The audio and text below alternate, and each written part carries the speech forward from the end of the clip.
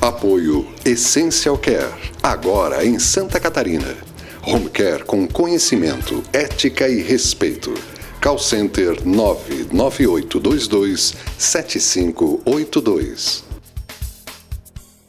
Catarinando, nosso encontro aqui na TV Floripa. Hoje nós vamos falar de um assunto que afeta muita gente, né? Em especial a população idosa, que é a prevenção da lesão de pele. Eu estou aqui com a enfermeira Tatiana Martins. Obrigado, Tatiana, por aceitar nosso convite, né? E ela que é uma especialista nessa área, inclusive fez mestrado na UFSC, está fazendo doutorado, está em fase de conclusão na área de enfermagem e tem muito a ensinar para nós aqui. Então, obrigado mais uma vez, né? A primeira coisa que eu queria discutir com você, assim, você passar para a gente, de forma geral, como é que é a prevenção de acidentes com idosos no domicílio? Então, eu agradeço, né, ao Dr. Roberto pela oportunidade de estar aqui e falar um pouquinho sobre essa temática que a gente vê que é tão importante e às vezes acaba sendo um pouquinho, ficando lá no escuro, né, o que a gente poderia fazer, a questão da prevenção principalmente de lesão de pele com idoso em cuidado domiciliar, né. Então, é muito mais fácil, né, Dr. Roberto, a gente conseguir evitar, né, qualquer tipo de condição que possa vir a prejudicar a saúde desse idoso domiciliado.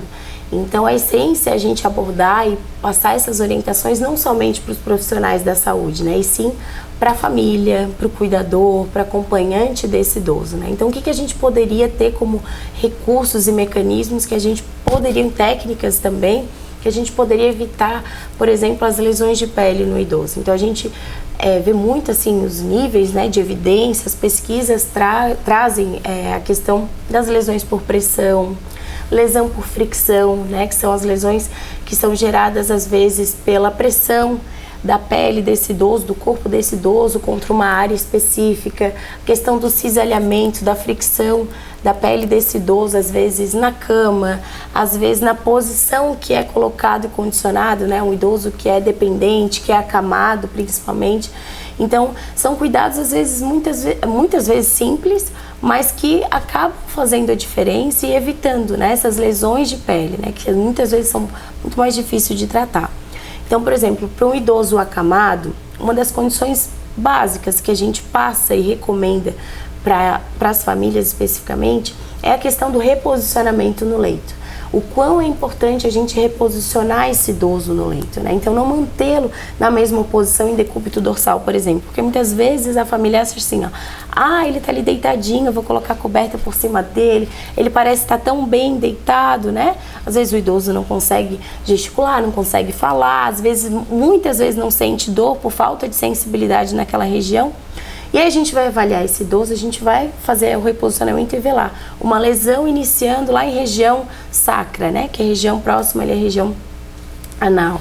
E muitas vezes pela pressão que é feita e pela posição que ele está. E ali começa uma feridinha. E começa uma feridinha. E muitas vezes não, né? Então, a gente tem os estágios, né, dessa lesão por pressão, que antigamente a gente tinha a nomenclatura como úlceras por pressão, a gente conhece como escaras, né, que são características, né, condições dessa lesão, dessa ferida. E ela começa com um vermelhidão, né, uma pressão que é gerada, até mesmo se a gente fica aqui muito tempo sentado e sem posicionar o nosso corpo, a gente vai gerar uma lesão por pressão nessa região onde a gente está mantendo essa pressão, né, na nossa pele. Até para a gente dormir, né, na real a gente vai se virando, se movimentando, né? Então involuntariamente o nosso corpo já tem essa tendência, né, de a gente se movimentar onde a gente está. Então, mas a gente tem essa possibilidade, né, nós, na nossa independência, um adulto, um adolescente, uma criança, mas o idoso muitas vezes não, né, um acamado que sofreu um acidente vascular encefálico, ele não movimenta, né, Então essa é um dos cuidados principais, esse é um dos cuidados principais. E tem principais. Um tempo assim, fala, não, de 2 em 2, de 3 em 3 horas, qual é o um idoso hospitalizado, ou até mesmo um paciente em pós-operatório imediato, né, um paciente em uma unidade de terapia intensiva, uma unidade mais complexa, a gente tem, não vamos dizer que a gente tem uma rotina, porque não existe um período de troca de reposicionamento, mas é uma média de 2 a 3 horas, né, de 4 em 4 horas.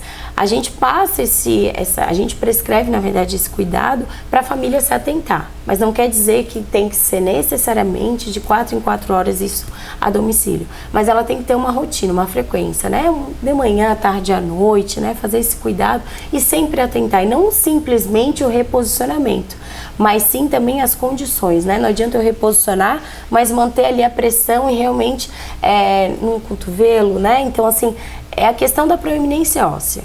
Então, onde a gente sabe que tem uma proeminência óssea, é local sugestivo de lesão por pressão.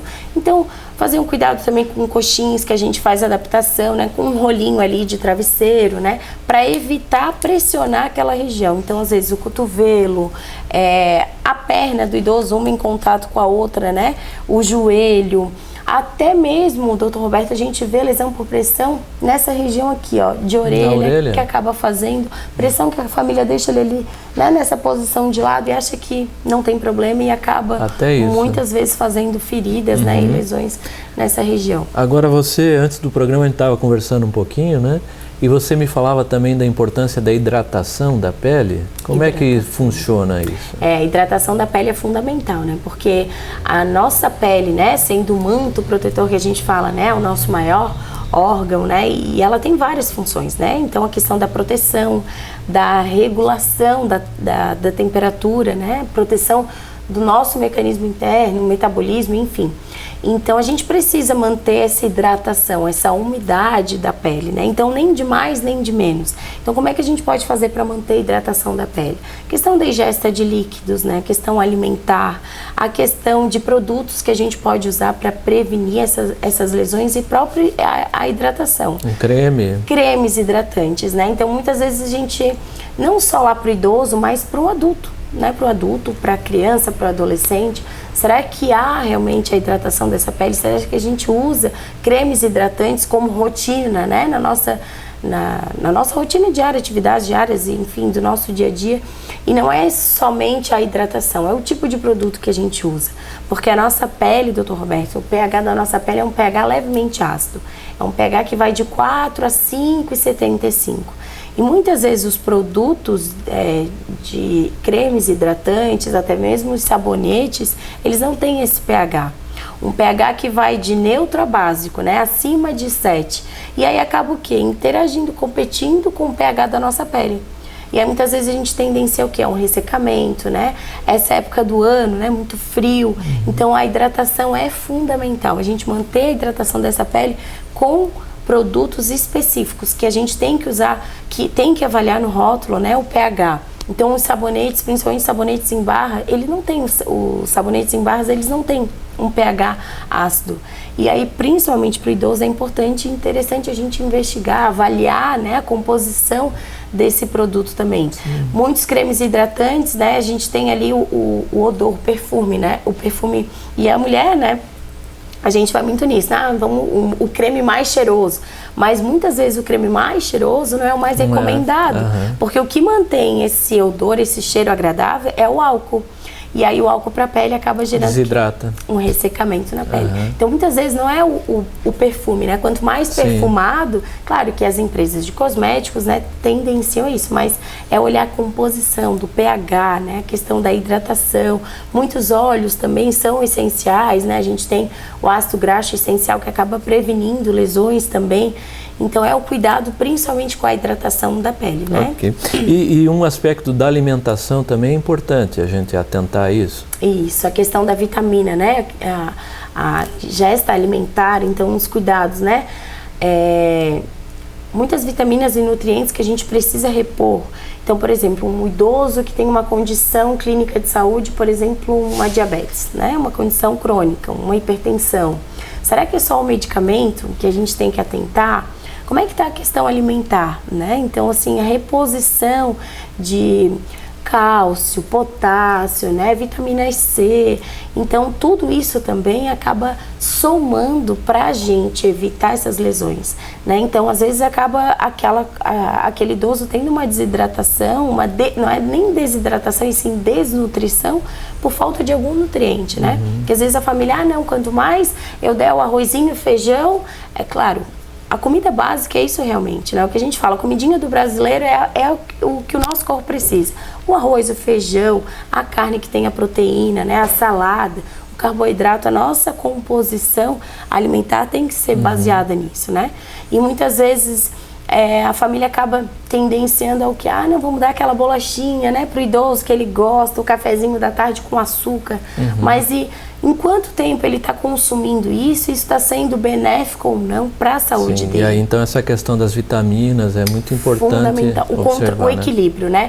A gente tem lá a pirâmide, claro, né, que tem hoje várias nomenclaturas que a gente tem que adaptar, e aí a gente precisa um pouquinho de cada, né? De cada elemento nutricional para, somados, então, manter e preservar, né, a integridade e a saúde em si, né? Ok.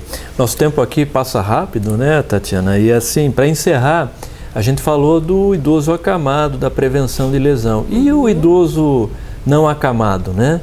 Tem algumas dicas básicas aí para o domicílio? É aquele idoso independente, né, doutor Beto, que a gente fala que... Mas que tem pele frágil, né? Tem pele frágil, que é o idoso, né? Então, exige um cuidado, uma atenção diferente de um adulto, por exemplo. Então, esse idoso, principalmente, que consegue, se mantém sozinho, sob os cuidados, né, da família.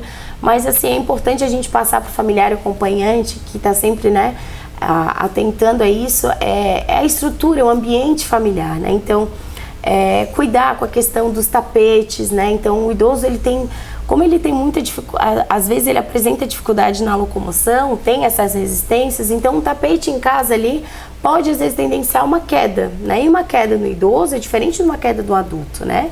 A chance de ele fraturar um osso é muito maior, né? Pela fragilidade que ele tem. Então aquela mesinha de centro, né, da sala lá, que a vozinha adora tanto, né? Não, porque é a minha mesa de centro. Será que ao ela passar no trajeto ali da sala, esbarrar, bater com a perna, né? Isso tudo acaba gerando, né, um risco para desenvolver uma lesão de pele, né? Então esses cuidados, assim, na questão ambiente doméstico, é importante a gente atentar, né? O próprio trajeto. Então, para uma pessoa adulta é muito fácil, né? A gente consegue ainda ter um desvio. Para o idoso, muitas vezes não. Então, esses cuidados que a gente tem que passar também, né, para o familiar, desse idoso, principalmente. Okay. Então, obrigado, Tatiana, por aceitar nosso convite, né? Nós vamos falar mais sobre outros assuntos com a Tatiana também, para dentro dessa proposta de difusão do conhecimento. E obrigado para você que tem nos acompanhado. Até a próxima. Apoio Essential Care, agora em Santa Catarina. Home Care com conhecimento, ética e respeito. Call Center 99822 7582.